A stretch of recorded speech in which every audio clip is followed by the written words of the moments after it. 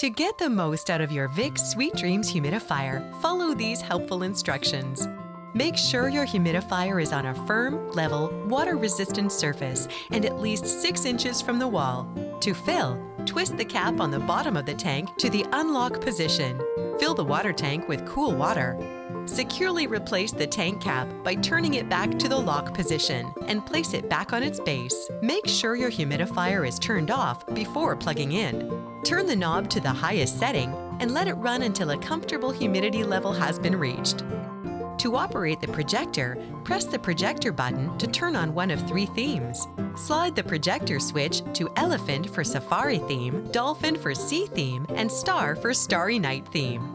Each theme will rotate through 3 images.